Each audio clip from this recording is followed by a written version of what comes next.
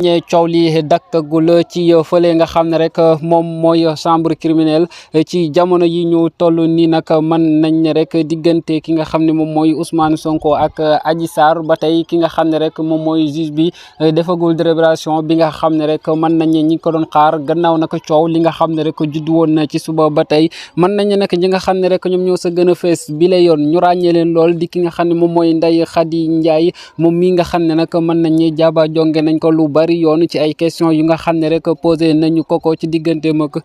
kii nga xam ne rek moom mooy Ousmane Sonko ak ki nga xam ne rek moom mooy Adji Raby Sarr yooyee nag nekk ay question yu nga xam ne rek mën nañ ñu bari